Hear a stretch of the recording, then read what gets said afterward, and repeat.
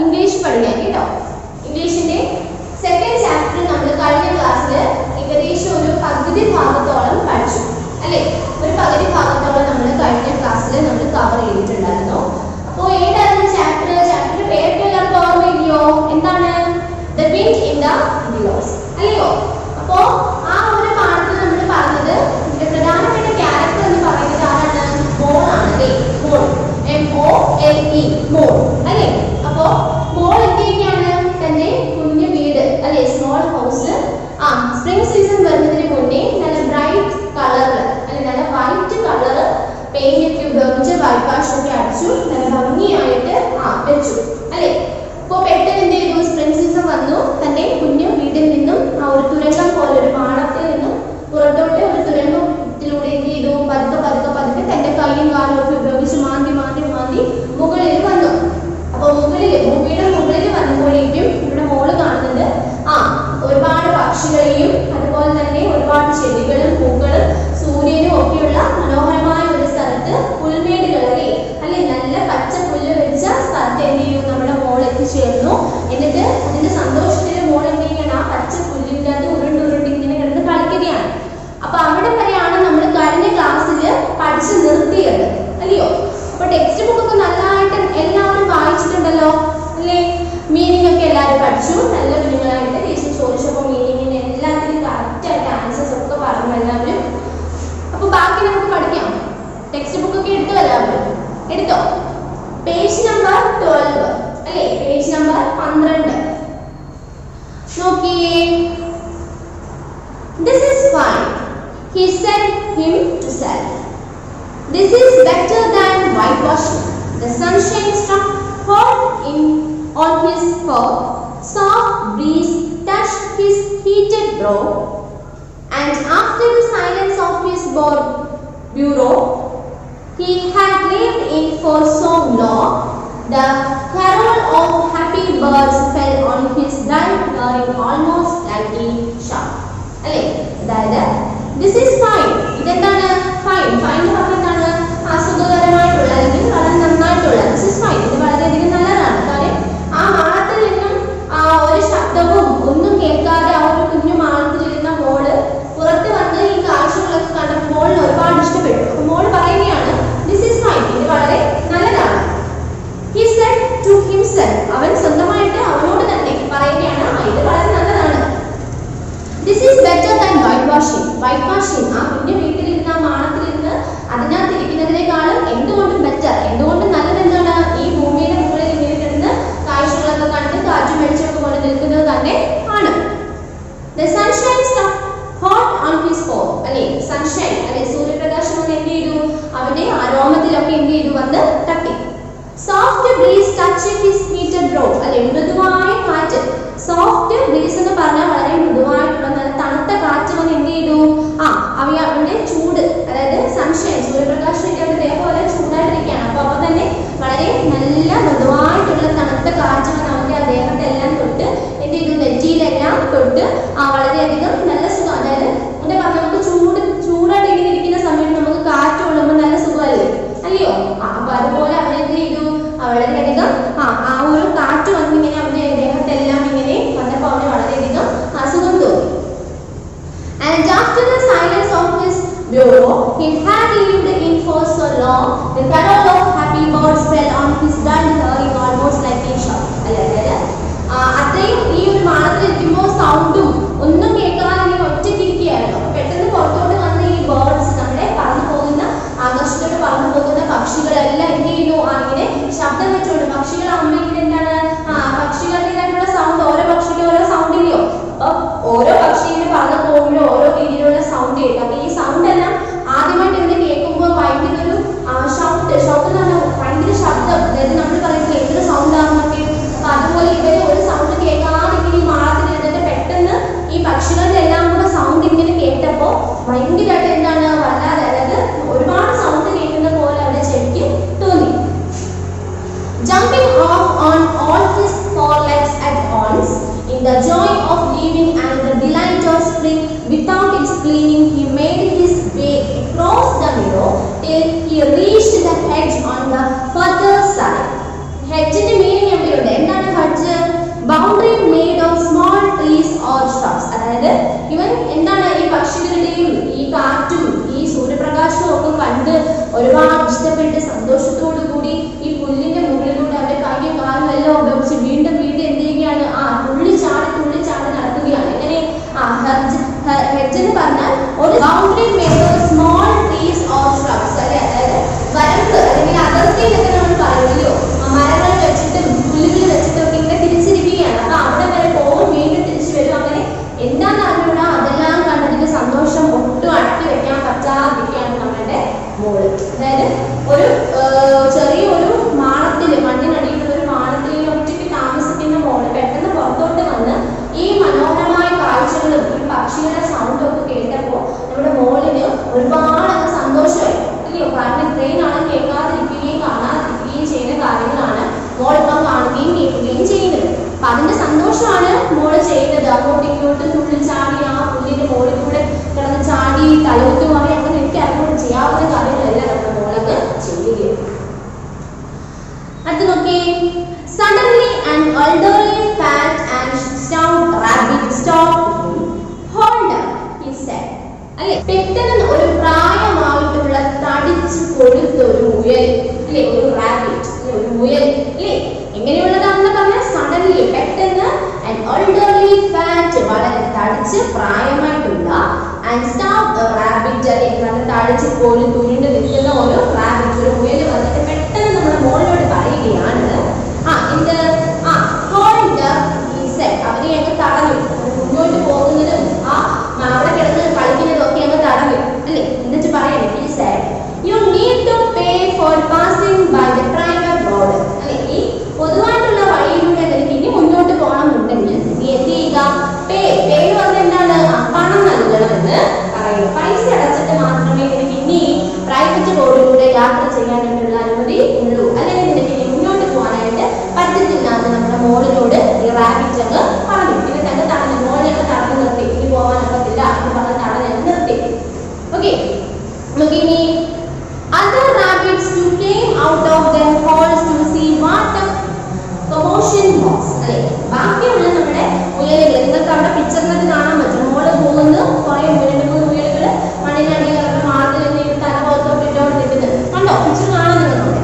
അപ്പോ ഇങ്ങനെ ഈ ബഹളം നമ്മുടെ മുയലും നമ്മുടെ ഈ മോളും തമ്മിൽ എന്താണ് അങ്ങോട്ടും ഇങ്ങോട്ടും വാക്ക് തർക്കം. അപ്പൊ ഇതിന്റെ സൗണ്ട് കേട്ടിട്ട് ഈ ബാക്കി മാളത്തിലുള്ള മുയലുകളെല്ലാം കൂടെ തല പൊട്ടി പുറത്തോട്ട് ഇട്ടോണ്ടിരിക്കുകയാണ്. എന്താണ് അവിടെ വഴക്ക്, എന്താണ് ഇത്ര സൗണ്ട് എന്ന് അറിയാൻ വേണ്ടിയിട്ട് ആ മാളത്തിനകത്ത് തല ഇങ്ങനെ പുറത്തിട്ടോണ്ട് നോക്കിക്കൊണ്ടിരിക്കുകയാണ്.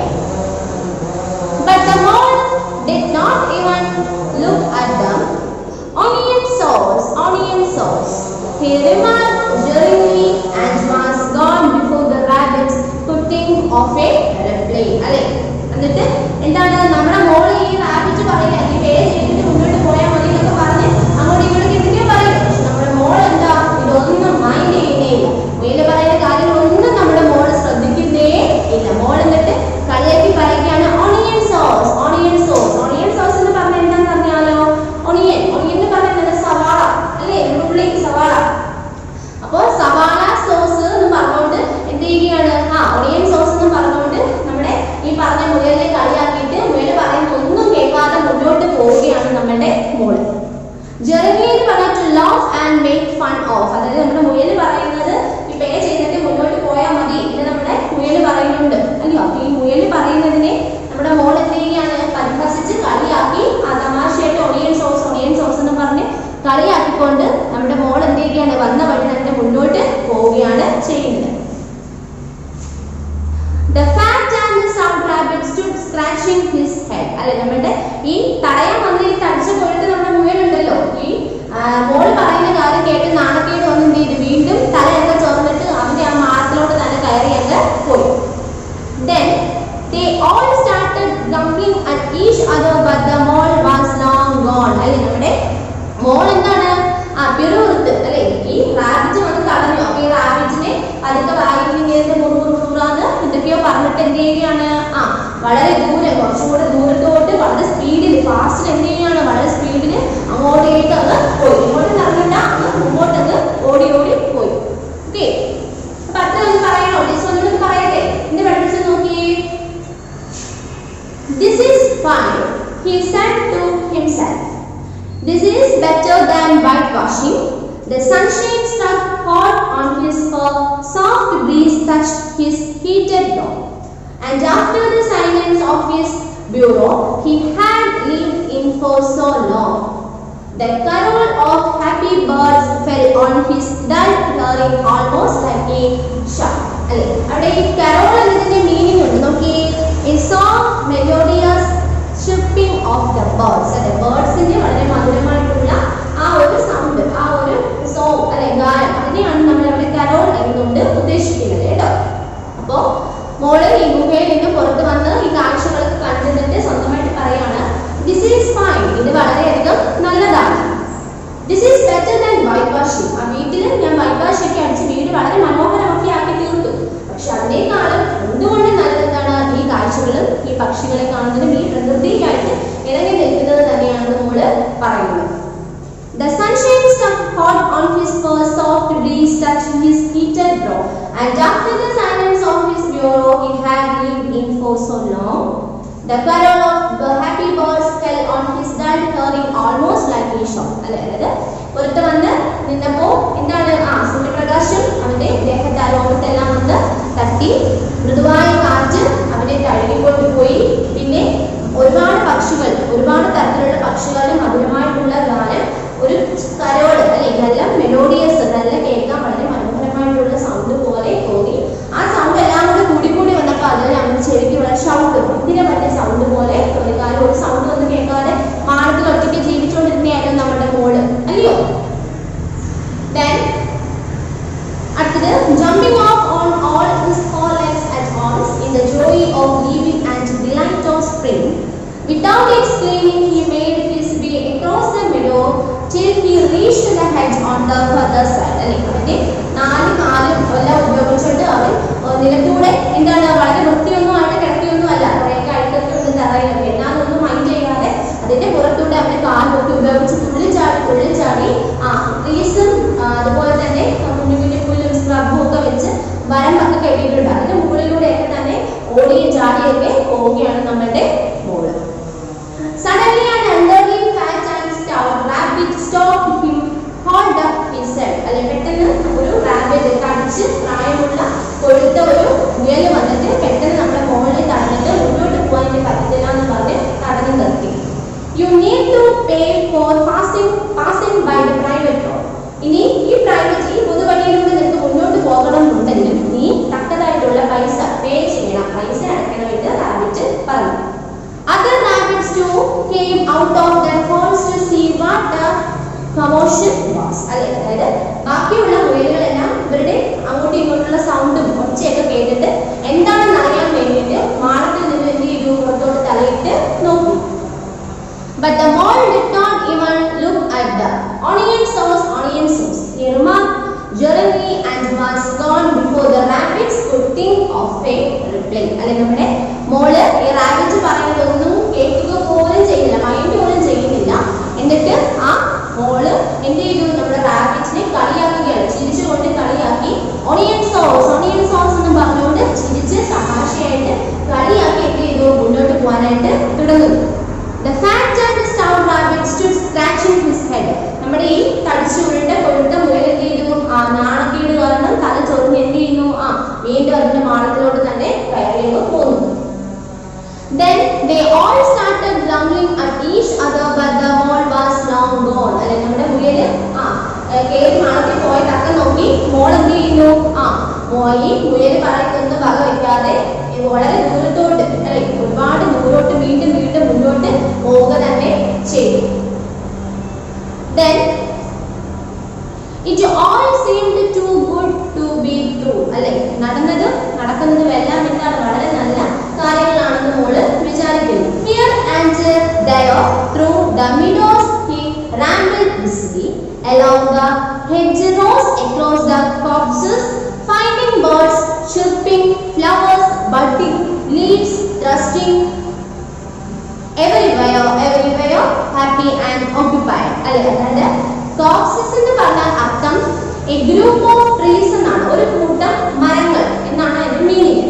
Then ramble എന്ന് പറഞ്ഞാൽ go from one place to another without any goal, അതായത് ഒരു സ്ഥലത്ത് നിന്നും മറ്റൊരു സ്ഥലത്തോട്ട് യാത്ര ചെയ്യുന്നു, പക്ഷെ ഒരു ലക്ഷ്യവുമില്ല. ഗോൾ എന്ന് പറഞ്ഞാൽ ലക്ഷ്യം, അതായത് എന്തിനാണ് പോകുന്നത് അല്ലെങ്കിൽ എങ്ങോട്ടാണ് പോകുന്നത്, ആരെങ്കിലും കാണാൻ വേണ്ടിയിട്ടാണ്, അങ്ങനെ ഒന്നുമില്ല. ഒരു ലക്ഷ്യവുമില്ലാതെ വെറുതെ ഒരു സ്ഥലത്ത് നിന്ന് മറ്റൊരു സ്ഥലത്തോട്ട് ഇങ്ങനെ മൂവ് ചെയ്തുകൊണ്ടേ ഇരിക്കുകയാണ്. അതിനെയാണ് നമ്മൾ റാമ്പിൾഡ് എന്ന് പറയുന്നത്. ഓക്കെ, ഇപ്പോ here and there through the meadows he rambled busily അല്ലെ, അതായത് ഒരു പുൽമേടിൽ നിന്നും മറ്റൊരു പുൽമേടിലോട്ട് എന്താണ്, എങ്ങോട്ടാണോ എന്തിനാണോ ഒന്നും അറിഞ്ഞൂടാ, വെറുതെ എന്താണ് ഇങ്ങനെ നടന്നുകൊണ്ടേ ഇരിക്കുകയാണ് നമ്മുടെ മോൾ.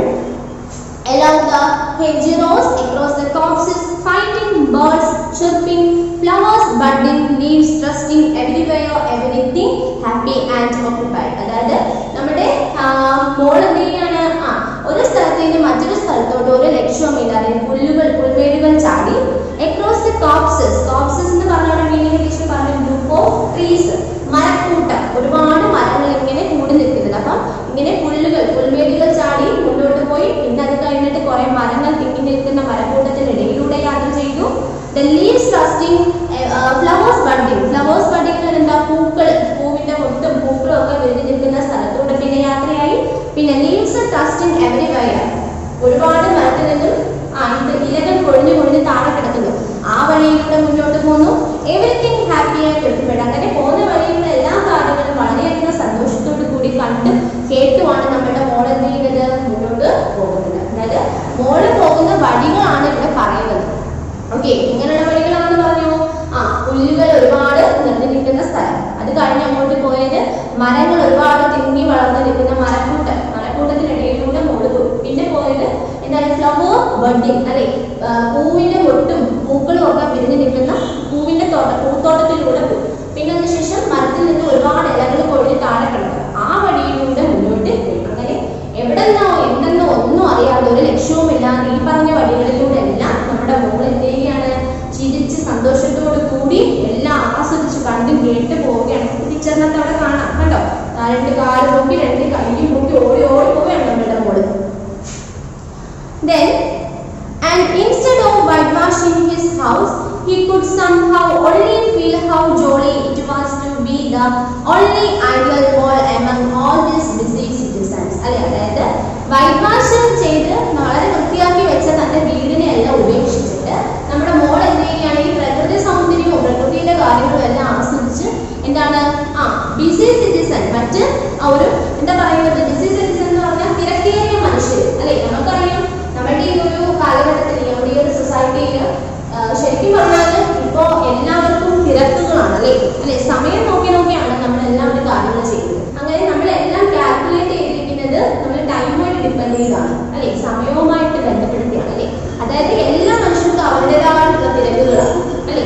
എന്ത് കാര്യം ചെയ്യുമ്പോഴും നമ്മൾ എന്താണ്, ഫാസ്റ്റ് ആയിട്ടാണ് ചെയ്യാൻ തോന്നും, പെട്ടെന്ന് ചെയ്യാൻ തോന്നും, നമുക്ക് അടുത്ത കാര്യങ്ങൾ ചെയ്യണം അല്ലെങ്കിൽ അടുത്ത് പോകണം. അപ്പോൾ തിരക്കേറിയ മനുഷ്യരാണ് നമ്മുടെ ഇന്നത്തെ സൊസൈറ്റിയിലുള്ളത് അല്ലെ. അപ്പോൾ അതുപോലെ ഇന്നത്തെ ആ തിരക്കേറിയ മനുഷ്യരെ പോലെ നമുക്ക് ഓരോ ലക്ഷ്യങ്ങളുണ്ട് ചെയ്യുന്നത്. നമ്മൾ ഇന്ന കാര്യം ചെയ്യുന്നതിനെല്ലാം ഓരോ എയിം ഉണ്ട്, ലക്ഷ്യങ്ങളുണ്ട്. പക്ഷെ നമ്മുടെ ഈ മോളെന്ന് പറയുന്നത് ലക്ഷ്യങ്ങളോ കാര്യങ്ങളോ ഒന്നുമില്ല. പക്ഷെ ആദ്യമായിട്ട് ഈ പ്രകൃതിയും മറ്റു കാര്യങ്ങളും കണ്ട സന്തോഷത്തിൽ വീണ്ടും കൂടുതൽ കാണാൻ വേണ്ടിയിട്ട് എന്താണ്, പ്രത്യേകിച്ച് ഒരു ലക്ഷ്യം ഒന്നുമില്ലാതെ മുന്നോട്ട് നീങ്ങുകയാണ്. ബിസി സിറ്റിസൺ, വളരെ തിരക്കേറിയ ഒരു മനുഷ്യനെ പോലെ, തിരക്കേറിയ ഒരാളെ പോലെ വീണ്ടും കൂടുതൽ നല്ല നല്ല കാഴ്ചകൾ കാണാൻ വേണ്ടിയിട്ട് മുന്നോട്ട് വളരെ തിരക്കേറി നടക്കുകയാണ് നമ്മുടെ മോള്. After all, the best part of a holiday is perhaps not so much to be resting yourself as to see all the other fellows busy working. ശരിയാണല്ലേ, നമ്മൾ ഒരു ഹോളിഡേ, ഒരു അവധിയുള്ള ദിവസം നമ്മൾ എന്ത് ചെയ്യും, റെസ്റ്റ് ആയിരിക്കും. മിക്കവാറും ജോലിക്ക് പോകുന്നവരൊക്കെ ആണെങ്കിൽ നമ്മുടെ കലണ്ടറിൽ ഒരു റെഡ് കളർ മാർക്കുള്ള ദിവസം നമ്മുടെ ഹോളിഡേ, നമുക്ക് അവധിയുള്ള ദിവസം നമ്മൾ വീട്ടിൽ ഇരിക്കും. സൺഡേ എന്ന് പറഞ്ഞാൽ ഹോളിഡേ ആണല്ലേ, നമ്മൾ എന്ത് ചെയ്യും, ഒന്നെങ്കിൽ വീട്ടിൽ ഇരിക്കും അല്ലെ, നമ്മുടെ റെസ്റ്റ് ആണ്. നമ്മൾ മിക്കവാറും എന്തായിരിക്കും, റെസ്റ്റ് ചെയ്യാനായിട്ട് നോക്കും അല്ലെ, വിശ്രമിക്കാൻ നോക്കുന്ന സമയങ്ങളായിരിക്കും. പക്ഷെ നമ്മുടെ മോളെന്ന് പറഞ്ഞാൽ അങ്ങനെയല്ല, എന്താണ്, ഹോളിഡേ ആണെങ്കിൽ പോലും ബിസിയാണ്. കാര്യം എന്താണ്, ഈ കാര്യങ്ങൾ കാണാൻ വേണ്ടിയിട്ട് അങ്ങ് നടത്തുകയാണ്.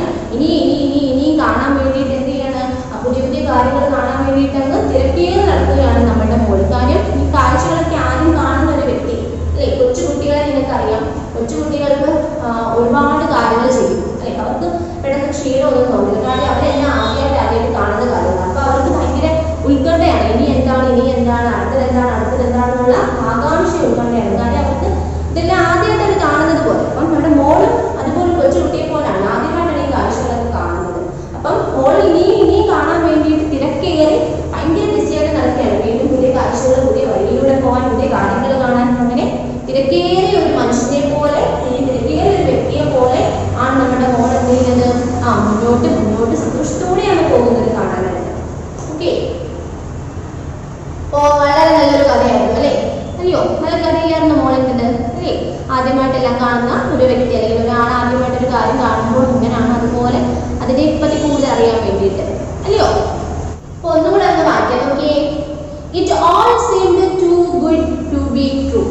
here and there through the meadows here rampant briskly.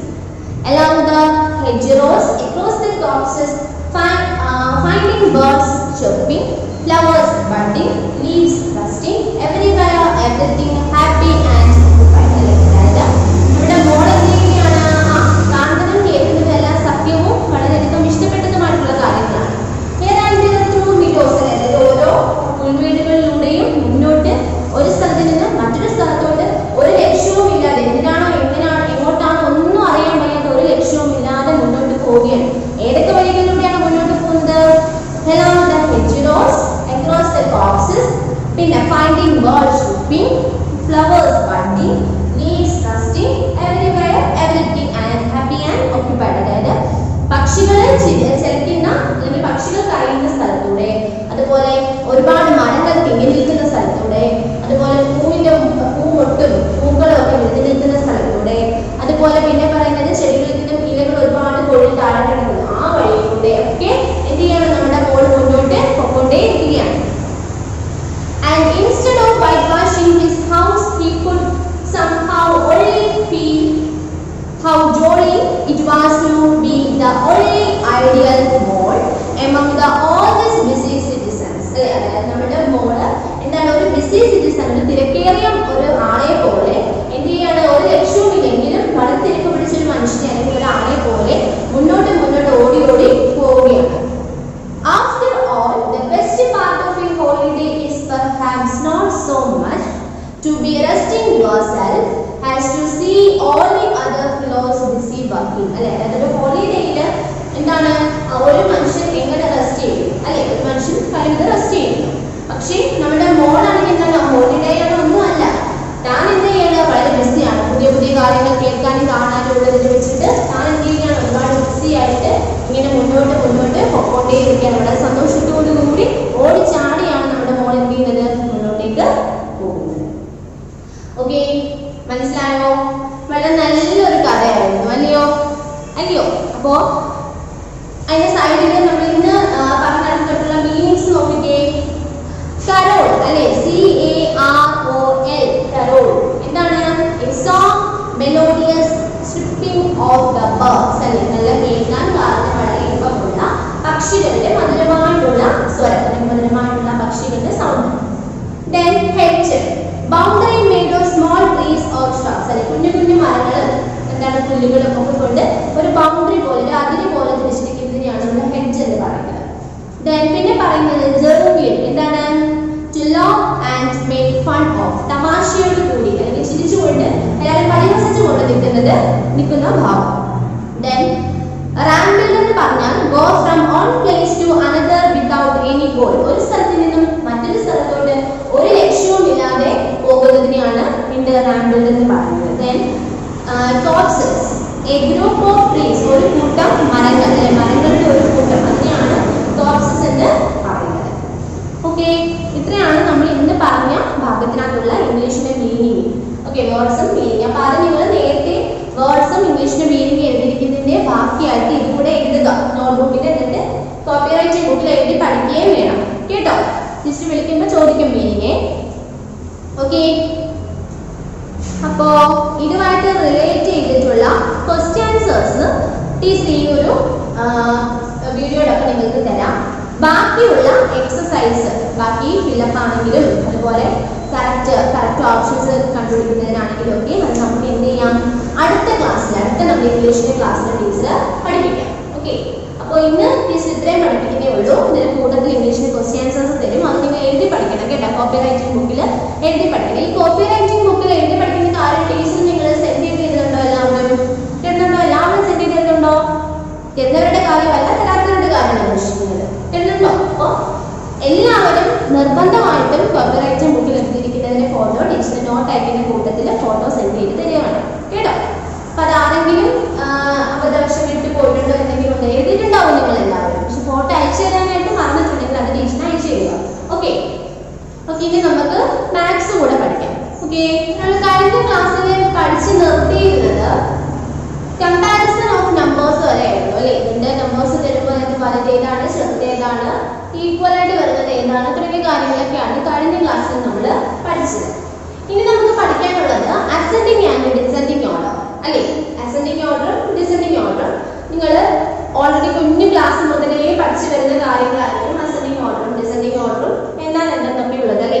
Ascending order എന്ന് പറഞ്ഞാൽ numbers can be arranged from smaller to bigger.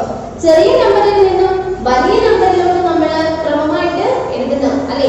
തന്നിരിക്കുന്ന നമ്പേഴ്സിൽ ഏറ്റവും ചെറിയ നമ്പറിൽ തൊട്ട് മുകളിലോട്ട് വലിയ വലിയ നമ്പേഴ്സ് എഴുതി പോകുന്നത് സ്മോളർ ടു ബിഗർ. അതാണ് നമ്മൾ അസെൻഡിങ് ഓർഡർ എന്ന് പറയുന്നത് അല്ലേ? ആരോഹണ ക്രമവും അവരോഹണ ക്രമവും എന്നൊക്കെ മലയാളത്തിൽ നമ്മൾ പറയും. അപ്പോൾ അസെൻഡിങ് ഓർഡർ എന്ന് പറഞ്ഞാൽ numbers can be arranged into smaller to bigger. ചെറിയ നമ്പറിൽ നിന്ന് വലിയ നമ്പറിലോട്ട് നമ്മൾ എന്ത് ചെയ്യുന്നു? നമ്പേഴ്സിനെ അറേഞ്ച് ചെയ്യുന്നു. അപ്പോൾ അതാണ് ഓപ്പോസിറ്റ് അല്ലേ? വലിയ നമ്പറിൽ നിന്നും ചെറിയ നമ്പറിലോട്ട് കുറഞ്ഞു കുറഞ്ഞു വരും. അതാണ് ഡിസെൻഡിങ് ഓർഡർ അല്ലേ? ഏറ്റവും വലിയ നമ്പറിൽ നിന്നും എഴുതി ചെറിയ നമ്പറിലോട്ട് എഴുതുന്നു. അതിനെയാണ് എന്തെന്ന് പറയുന്നത്? ഡിസെൻഡിങ് ഓർഡേഴ്സ് എന്ന് പറയുന്നത് അല്ലേ? Numbers can be arranged bigger to smaller അല്ലേ? വലിയ നമ്പറിൽ നിന്നും ചെറിയ നമ്പറിലോട്ട് നമ്മൾ എന്ത് ചെയ്യുന്നു? നമ്പേഴ്സിനെ എഴുതുന്നു. അപ്പോ രണ്ടെണ്ണം പറഞ്ഞു, അസെൻഡിങ് ഓർഡർ പറഞ്ഞു, ഡിസെൻഡിങ് ഓർഡർ പറഞ്ഞു. അസെൻഡിങ് ഓർഡർ എന്ന് പറഞ്ഞാൽ എന്താണ്? നിങ്ങൾ ടെക്സ്റ്റ് ബുക്കിൽ അവിടെ തന്നിട്ടുണ്ട്. പേജ് നമ്പർ 103, പേജ് നമ്പർ 103 കണ്ടോ? അവിടെ ഏറ്റവും മുകളിലായിട്ട് അസെൻഡിങ് ആൻഡ് ഡിസെൻഡിങ് ഓർഡർ എന്ന് തന്നിട്ടുണ്ട്. അപ്പൊ നിങ്ങൾ അത് പെൻസിൽ കൊണ്ട് മാർക്ക് ചെയ്യണം കേട്ടോ. പരീക്ഷയ്ക്കെങ്ങാനും ചോദിച്ചാലോ? അപ്പൊ അതെന്തായാലും മാർക്ക് ചെയ്ത് പഠിക്കാം. അസെൻഡിങ് ഓർഡർ എന്ന് പറഞ്ഞാൽ arrangement of the numbers from smaller to bigger is called ascending or increasing order അല്ലേ? അതായത് arrangement of the numbers from smaller to bigger, ചെറിയ നമ്പറിൽ നിന്നും വലിയ നമ്പറിലോട്ട് എഴുതുന്നു. അതിനെ നമ്മൾ അസെൻഡിങ് ഓർഡർ അല്ലെങ്കിൽ ഇൻക്രീസിംഗ് ഓർഡർ അല്ലേ? അതായത് എന്താണ് ഇൻക്രീസിംഗ് ഓർഡർ എന്ന് പറഞ്ഞാൽ നമ്പർ ഇങ്ങനെ എഴുതുന്നതിനനുസരിച്ച് കൂടി കൂടി കൂടി വരും, ഇൻക്രീസ് ചെയ്ത് കൂടി കൂടി വരും അല്ലേ? അപ്പൊ അതിനെ അസെൻഡിങ് ഓർഡർ, അതല്ലെന്നുണ്ടെങ്കിൽ നമുക്കതിനെ ഇൻക്രീസിംഗ് ഓർഡർ എന്നും പറയാം.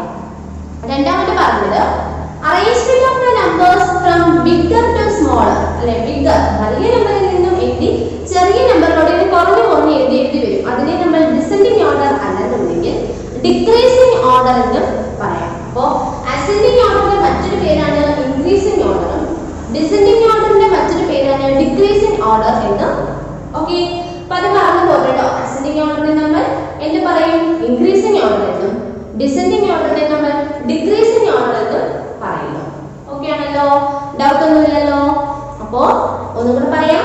Arrangement of the numbers from smaller to bigger is called ascending order or increasing order. Arrangement of the numbers from bigger to smaller is called descending order or decreasing order. Okay ആണല്ലോ? അപ്പോൾ അത് വെച്ചിട്ടുള്ള 2-3 examples നിങ്ങൾ പഠിക്കാം.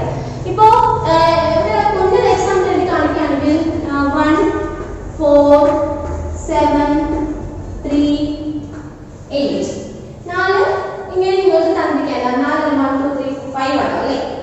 അപ്പോൾ ഇതിനെ നിങ്ങളോട് പറയണം അസെൻഡിങ് ഓർഡറിലോട്ട് എഴുതാൻ. അസെൻഡിങ് ഓർഡർ പറഞ്ഞാൽ സ്മോളർ ടു ബിഗർ ആണ്. അപ്പോൾ ഏറ്റവും അസെൻഡിങ് ഓർഡർ ആണ്. അസെൻഡിങ് ഓർഡർ ഇതിനകത്ത് എഴുതാൻ പറഞ്ഞാൽ സ്മോളർ ടു ബിഗർ. ഇതിനകത്ത് ഏറ്റവും ചെറിയ നമ്പർ ഏതാണ്? സ്മോൾ നമ്പർ 1 അല്ലേ? ദെൻ അത് കഴിഞ്ഞിട്ട് 3, ദെൻ പിന്നെ 4, ദെൻ പിന്നെ 7, ദെൻ പിന്നെ 8 അല്ലേ? ഓക്കെ, 1 ആണ് ഏറ്റവും ചെറുത്, പിന്നെ കുറച്ചും കൂടെ വലുത്, പിന്നെ കുറച്ചും കൂടെ വലുത്, പിന്നെ കുറച്ചും കൂടെ വലുത്, പിന്നെ വലുത് അല്ലേ? ചെറിയ നമ്പറിൽ തുടങ്ങി വലിയ നമ്പറിൽ ചെറുത്. ഡിസെൻഡിങ് ഓർഡർ എന്ന് പറയുമ്പോൾ നേരെ തിരിച്ചറിയാം. ഏറ്റവും വലിയ നമ്പർ ആദ്യം വരും അല്ലേ? Descending order. പിന്നെ ഏറ്റവും വലുത് ഏതാണ്? 8 ആദ്യം വരും. പിന്നെ അതിന് ചെറുതായിട്ട് 7, ദെൻ പിന്നെ 4, ദെൻ പിന്നെ 3, ദെൻ പിന്നെ 1.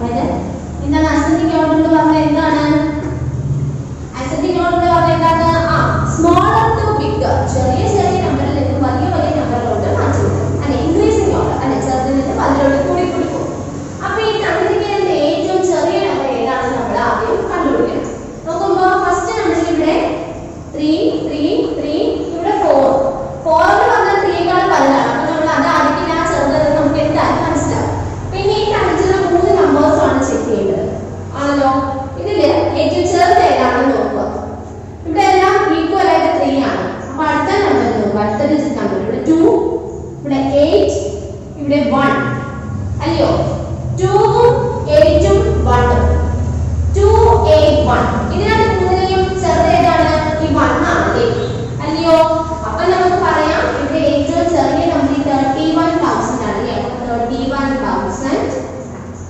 31824 then അത് കഴിഞ്ഞിട്ട് ഇത് പോയി ഇനി അടുത്തത് ഏതാണെന്ന് നോക്കിയാൽ ഇതിനകത്ത് കുറച്ചും കൂടെ ഏറ്റവും ചെറുത് നമ്മൾ കണ്ടുപിടിച്ചു ഇനി അതിൽ കുറച്ചും കൂടെ വലുത് നോക്കണം അല്ലേ അപ്പോൾ ഇവിടെ 2 ഉം ഇവിടെ 8 ഉം ആണ് 2 8 നമ്മൾ നോക്കുമ്പോൾ ഏറ്റവും ചെറുത് ഏതാണ് 2 ആണോ 8 ആണോ 2 ആണ് അല്ലേ അപ്പോൾ നമ്മൾ അടുത്തത് 32478 then next ഇനി 38000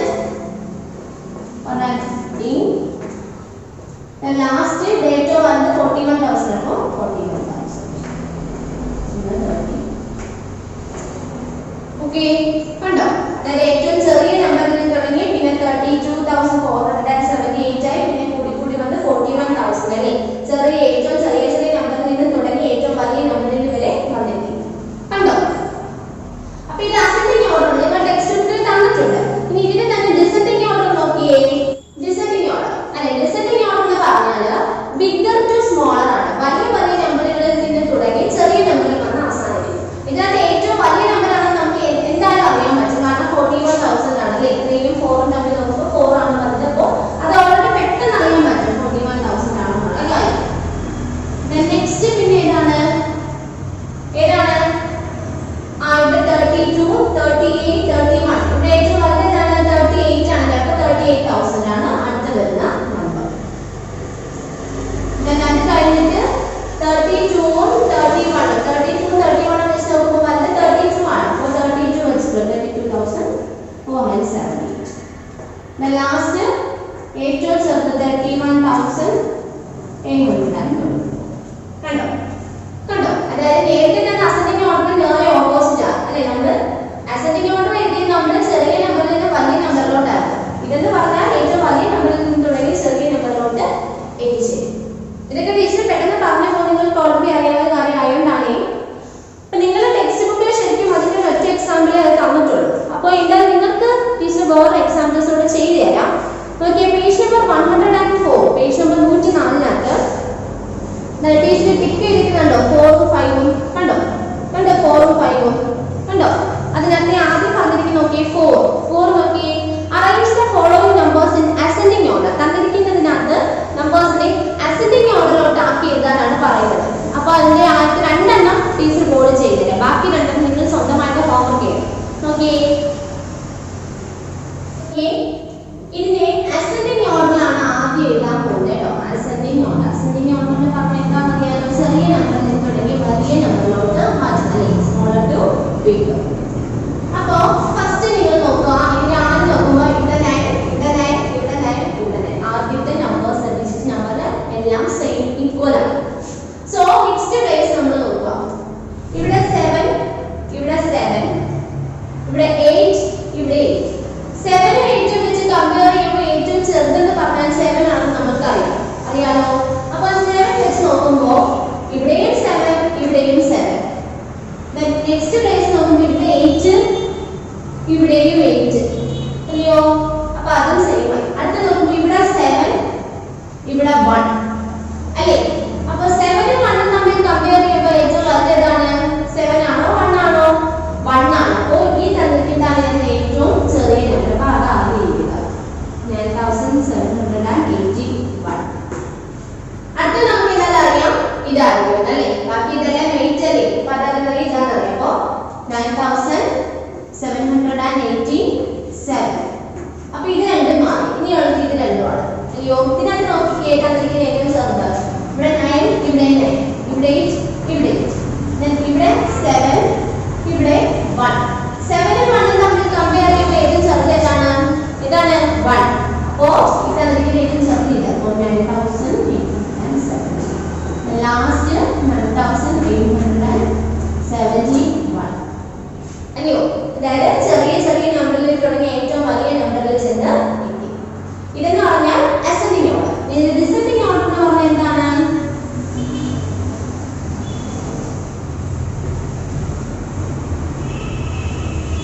ഡിസെൻഡിംഗ് ഓർഡർ ഏതാണ്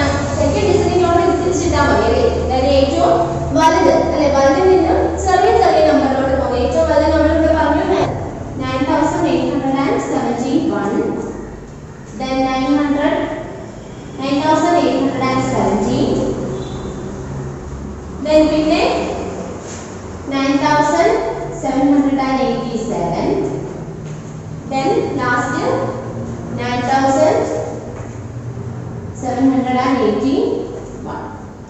Okay, കണ്ടോ? ascending ഉം descending ഉം കണ്ടുപിടിച്ചു.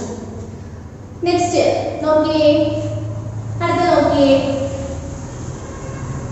ഇത് നിങ്ങളുടെ നോട്ട്ബുക്കിലോട്ട് എഴുതി എടുക്കണം കേട്ടോ, മക്കൾ എഴുതി എടുക്കണേ.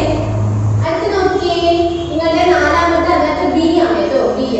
ഫസ്റ്റ് ascending order എഴുതുകയാണ് കേട്ടോ ടീച്ചർ, ascending order.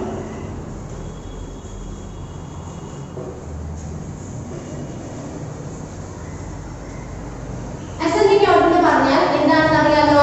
ചെറിയ ചെറിയ നമ്പറിൽ നിന്ന് തുടങ്ങി വലിയ വലിയ നമ്പറിലോട്ട് smaller number to bigger number.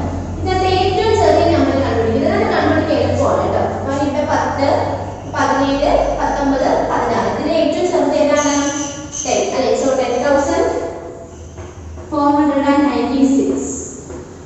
അടുത്ത് നോക്കുമ്പോൾ ഇത് പോയി കഴിഞ്ഞു. then അടുത്തത് 17, 19, 16. അത് 16 ആണ് ചെറിയത്. അപ്പോൾ 60,941.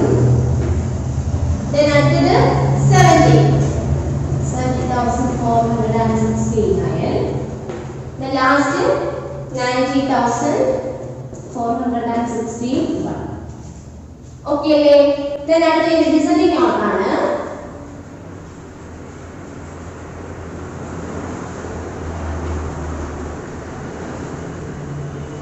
descending order എന്ന് പറഞ്ഞാൽ ഏറ്റവും വലിയ വലിയ നമ്പറിൽ നിന്നും ചെറിയ ചെറിയ നമ്പറിലോട്ട് പോകും, bigger number to smaller number. ഏറ്റവും വലുത് നമ്മൾ ഇവിടെ ഓൾറെഡി അറിയാം, 90,000 അല്ലേ? 90,461. then പിന്നെ അത് കഴിഞ്ഞിട്ടുള്ളത് 70,469. then 60,941. then 10,490. okay, descending order കിട്ടി. ഇത് നോട്ട്ബുക്കിലോട്ട് എഴുതുക. ഇത് കഴിഞ്ഞിട്ടുള്ള ബാക്കി 2 ക്വസ്റ്റ്യൻ അല്ലെ, സിയും ഡിയും നിങ്ങൾ സ്വന്തമായിട്ട് ഹോംവർക്ക് ചെയ്ത് ടീച്ചർ അയക്കണം. എളുപ്പമുള്ള കാര്യമാണ്, ഇത് കൂടുതലൊന്നും പറയേണ്ട കാര്യമില്ല. അടുത്ത നോക്കി അഞ്ചാമത്തത് arrange the following numbers in descending order അല്ലയോ. ഇതിന്റെ ഓരോന്നിന്റെയും അസെൻഡിങ് ഡിസെൻഡിങ് മാത്രം ചെയ്താൽ മതി ശരിക്കും. പിന്നെ ടീച്ചർ നിങ്ങൾക്ക് അത് രണ്ടും ഒന്ന് ചെയ്തിട്ട് അങ്ങനെ ഉള്ളൂ മനസ്സിലാക്കാൻ വേണ്ടിയിട്ട് കേട്ടോ. നിങ്ങൾ എഴുതുമ്പോൾ അസെൻഡിങ് ഓർഡർ എഴുതിയതിന്റെ അസെൻഡിങ് ഓർഡർ മാത്രം എഴുതുക, ഡിസെൻഡിങ് ഓർഡറിന്റെ ഡിസെൻഡിങ് ഓർഡർ മാത്രം എഴുതുക. അങ്ങനെ പോയാൽ മതി, രണ്ടുകൂടെ എഴുതാൻ കാര്യമില്ല. ഓക്കെ, നോക്കിയാൽ അപ്പൊ ടീച്ചർ ഇന്ന് ചെയ്ത് തരുമ്പോൾ arrange the following numbers in descending order, descending order മാത്രം എഴുതത്തേ ഉള്ളൂ. അസെൻഡിങ് ഓർഡർ നിങ്ങൾക്ക് ഓൾറെഡി മനസ്സിലായി കാണും. ഇപ്പോഴും ടീച്ചർ 2 വട്ടവും ചെയ്ത് കാണിച്ചു തന്നു. അസെൻഡിങ് ഓർഡർ ഡിസെൻഡിങ് ഓർഡർ എല്ലാം മറ്റേതിലും ചെയ്ത് കാണിച്ചു തന്നു. പിന്നെ ഉള്ളത് അവിടെ പറഞ്ഞിരിക്കുന്ന മാത്രം ചെയ്തിട്ടുള്ളൂ. ഇവിടെ പറഞ്ഞിരിക്കുന്ന fifth arrange the following numbers in descending order ആണ്. ഡിസെൻഡിങ് ഓർഡർ എന്ന് പറഞ്ഞാൽ എന്താണെന്നറിയാലോ? ഡിക്രീസിങ് ഓർഡർ ആണ് അല്ലേ? അതായത് bigger number to smaller number, വലിയ നമ്പറിൽ നിന്ന് ചെറിയ ചെറിയ നമ്പറിലോട്ട് മാറ്റുന്നതാണ്. അപ്പൊ അത് മാത്രമേ ഇനി എഴുതുള്ളൂ. നോക്കിയേ, അഞ്ചാമത്തേത് എ ക്വസ്റ്റ്യൻ ആണ്. ഇതിൽ ഡിസെൻഡിങ് ഓർഡർ മാത്രമേ ടീച്ചർ എഴുതുന്നുള്ളൂ കേട്ടോ. ഡിസെൻഡിങ് ഓർഡർ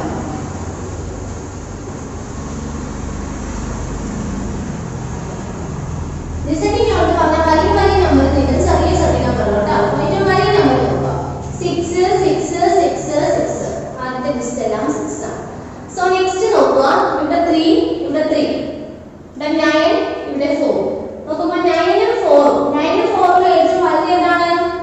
9 ആണല്ലേ? അപ്പോൾ നമുക്ക് അത് ആദ്യം എഴുതാം. 6943 ആണ് ഏറ്റവും വലുത്. അത് കഴിഞ്ഞിട്ടുള്ളത് നോക്കുമ്പോൾ 4 അല്ലേ? ഓക്കെ, 4. അപ്പോൾ 6401. then ഇവിടെ 3 ആണ്, ഇവിടെ 3 ആണ്. അപ്പോൾ അടുത്ത ഡിജിറ്റ് നോക്കാം. ഇവിടെ 4 ഉം ഇവിടെ 9 ഉം ആണ്. 4 ഉം 9 തമ്മിൽ നോക്കുമ്പോൾ വലുത് 4 ആണോ 9 ആണോ? ഏതാണ്? 9 ആണ് അല്ലേ? അപ്പോൾ നമ്മൾ അത് എഴുതും. 6394. then 6349. ഓക്കെ ആണല്ലോ? ഡിസെൻഡിങ് ഓർഡർ കണ്ടോ? അടുത്ത ക്വസ്റ്റ്യൻ നോക്കി, ഇത് നോട്ട്ബുക്കിലോട്ട് എഴുതി എടുക്കണം കേട്ടോ. അടുത്ത ക്വസ്റ്റ്യൻ നോക്കിയേ, അഞ്ചാമത്തേനകത്ത് ബി ക്വസ്റ്റ്യൻ ആണ് തന്നിരിക്കുന്നത്. അപ്പോൾ ഇതിന്റെ ഡിസെൻഡിങ് ഓർഡർ ആണ്.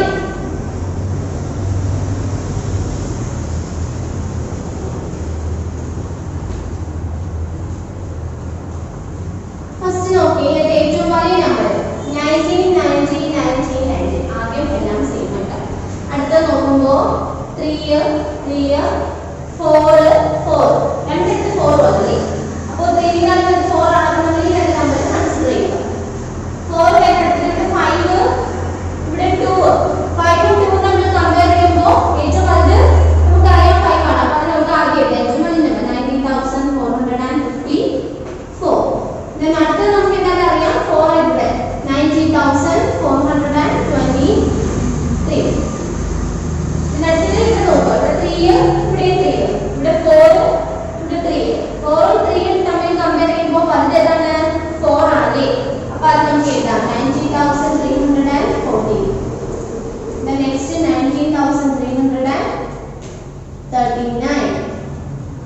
കണ്ടോ ഇതാണ് ഇതിന്റെ ഡിസെൻഡിങ് ഓർഡർ ആണല്ലോ. അപ്പോൾ അസെൻഡിങ് ഓർഡറും ഡിസെൻഡിങ് ഓർഡറും ആണ് നമ്മൾ പറഞ്ഞത്. അസെൻഡിങ് ഓർഡർ എന്ന് പറഞ്ഞാൽ എന്താണ് ഇൻക്രീസിങ് ഓർഡർ ആണല്ലേ. ചെറിയ നമ്പറിൽ നിന്ന് വലിയ വലിയ നമ്പറിലോട്ട് നമ്മൾ എഴുതുന്നത്. അതായത് smaller number to bigger number ascending order or increasing order. then അടുത്തത് പറഞ്ഞത് എന്താണ് ഡിസെൻഡിങ് ഓർഡർ ആണല്ലേ. ഡിസെൻഡിങ് ഓർഡർ എന്ന് പറഞ്ഞാൽ ഡിക്രീസിങ് ഓർഡർ. ഡിക്രീസിങ് ഓർഡർ എന്ന് വെച്ചാൽ bigger number to smaller number വലിയ നമ്പറിൽ നിന്നും ചെറിയ നമ്പറിലോട്ട് മാറ്റി എഴുതുന്നത് descending order or decreasing order.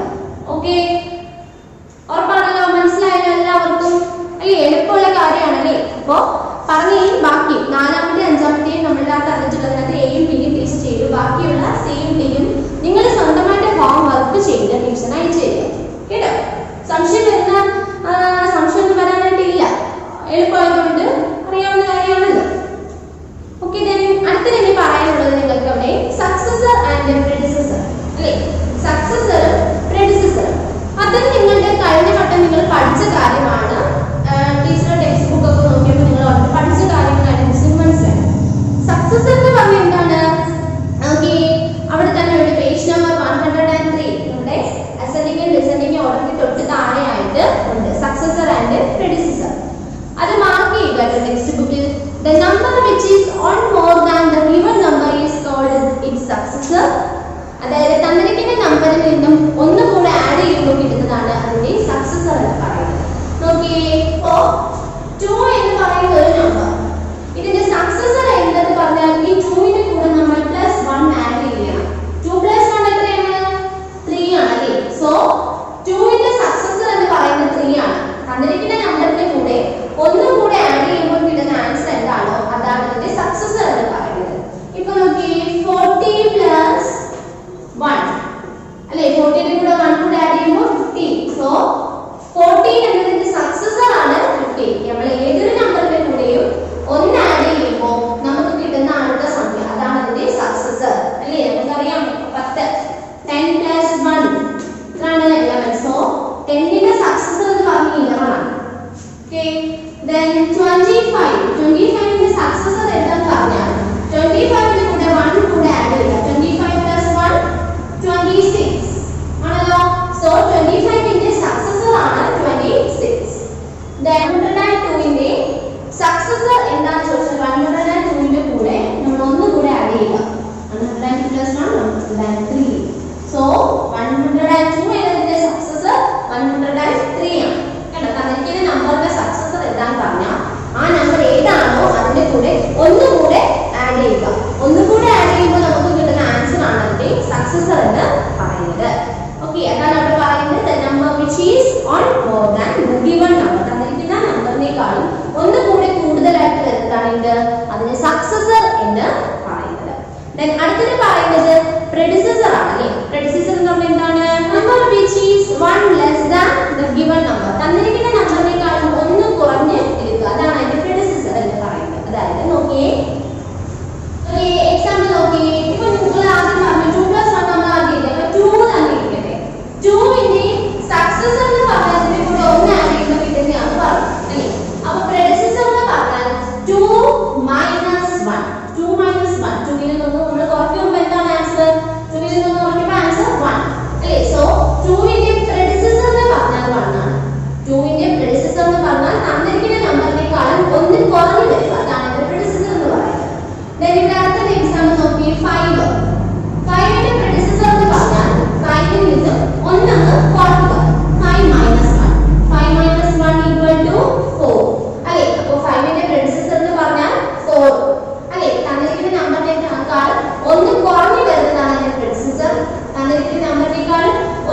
1 വരികയാണെങ്കിൽ അതിനെ സക്സസർ എന്നും പറയുന്നു. അടുത്തത് 12. 12ന്റെ പ്രെഡിസസർ എന്ന് പറയുമ്പോൾ 12നേക്കാൾ 1 കുറയണം അല്ലേ? 12 minus 1 11 ആണല്ലോ. then 35 എന്നതിന്റെ പ്രെഡിസസർ എന്ന് പറഞ്ഞാൽ 35നേക്കാൾ 1 ബാക്കിലോട്ട് 1 കുറയ്ക്കുക. അപ്പോൾ 35 minus 1 34 is the predecessor. കണ്ടോ? അപ്പോൾ ഇത് കുഞ്ഞു കുഞ്ഞു ഡിജിറ്റ് ആണ്. ഇനി വലിയ വലിയ ഡിജിറ്റിനെ കൂടെ നമ്മൾ അറിഞ്ഞിരിക്കണം. ഇപ്പൊ എളുപ്പമായിരിക്കും. 1 ഡിജിറ്റ് 2 ഡിജിറ്റ് ഒക്കെ ആകുമ്പോൾ എളുപ്പമായിരിക്കും. 4 ഡിജിറ്റ് വെച്ച് നിങ്ങളുടെ ടെക്സ്റ്റ് ബുക്കിലുണ്ട്. ഒന്ന് നോക്കിയേ. നിങ്ങളുടെ ടെക്സ്റ്റ് ബുക്കിൽ തന്നിട്ടുള്ളതാണ് എക്സാമ്പിൾ 22,680. സെയിം 5 ഡിജിറ്റ് നമ്പർ അല്ലേ? ഒരു 5 ഡിജിറ്റ് നമ്പർ ആണ് അല്ലേ? 22,680. ഈ തന്നിരിക്കുന്ന നമ്പർ നിങ്ങളുടെ എക്സാമിന് ഇങ്ങനെയുള്ള ക്വസ്റ്റ്യൻ ആയിരിക്കും ചോദിക്കുന്നത്. 1 ഡിജിറ്റ് 2 ന്റെയും 3 ന്റെയും ചോദിക്കില്ല. പിന്നെ 5 ഡിജിറ്റ് ഒക്കെ ആയിരിക്കും ചോദിക്കുന്നത്.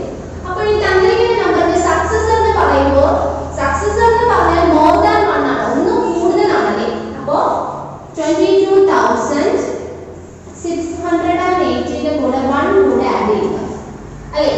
ഇതിന്റെ കൂടെ 1 കൂടെ ആഡ് ചെയ്യുമ്പോൾ എളുപ്പമല്ലേ? നമ്മൾ ഇന്നത്തെ സൈഡിലൊക്കെ 3 ആയിട്ട് ചെയ്തുകൊണ്ട് കാര്യങ്ങളുണ്ടോ? ഇല്ല. കാര്യം 8 ന്റെ കൂടെ 1 കൂടെ ആഡ് ചെയ്താ 8 കൂടെ 1 കൂടെ ആഡ് ചെയ്യുമ്പോൾ എന്തായി? 22,680 കഴിഞ്ഞ് വരുന്ന അടുത്ത നമ്പർ എന്താണ്? 22,690 അല്ലേ? അതായത് 22,680 plus 1. 8 plus 1 9. 1 അതുപോലെ എഴുതി, 6 അതുപോലെ എഴുതി, 2 അതുപോലെ എഴുതി, 2 അതുപോലെ എഴുതി. അതായത് 22,690. അതങ്ങനെ നമ്പറിനേക്കാൾ 1 കൂടുതൽ മോർ ദാൻ 1 അല്ലേ? ഇനി നമ്മുടെ പ്രെഡിസസർ ആണ് പറഞ്ഞിരിക്കുന്നത്. അതായത് ഇതിൽ നിന്ന് 1 പുറകോട്ട് 1 കുറയ്ക്കണം അല്ലേ? 22,680 ൽ നിന്നും 1 നമ്മൾ എന്ത് ചെയ്യുക? മൈനസ് ചെയ്യുക. 8 ൽ നിന്ന് 1 കുറയ്ക്കുമ്പോൾ 8 minus 1 എത്രയാണ്? 8 minus 1 7. then 1 അതുപോലെ എഴുതി, 6 2 so 22,680 minus 1 equal to 22,670. കണ്ടോ? സെൽ പ്രെഡിസസർ. ഇതൊന്നും യഥാർത്ഥത്തിൽ ഇങ്ങനെ ഈ ക്രിയ ഒന്നും ചെയ്ത് നോക്കേണ്ട കാര്യമൊന്നുമില്ല. തൊട്ടടുത്ത് വരുന്ന സംഖ്യ ഏതാണ്?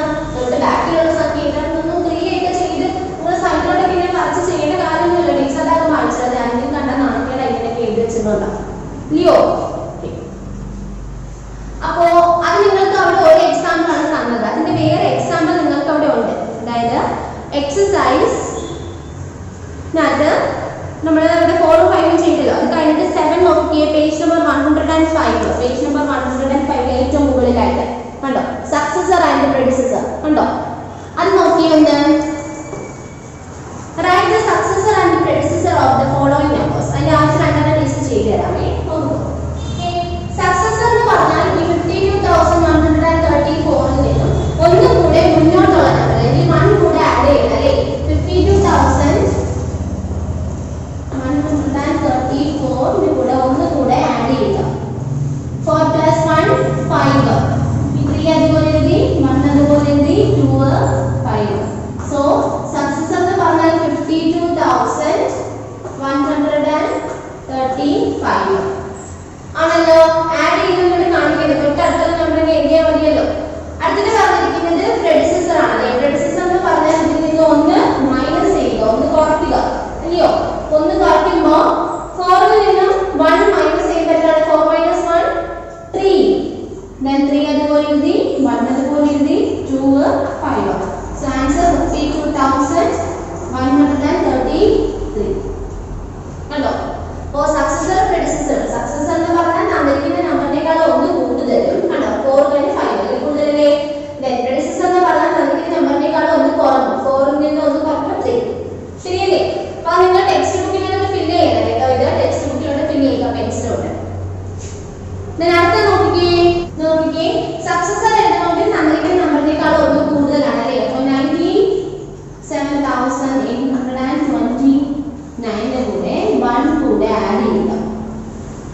9 plus 1 10 അല്ലേ? 9 plus 1 10. 10 നെ 0 നമ്മൾ ഇവിടെ എഴുതി, ഈ 1 നമ്മൾ അടുത്ത പ്ലേസിലോട്ട് ക്യാരി ഓവർ ചെയ്തു. ഇതൊക്കെ അറിയാവുന്ന കാര്യം ആഡ് ചെയ്തിട്ട് അറിയില്ലായോ എല്ലാവർക്കും? ഓക്കെ. അപ്പോൾ 9 plus 1 10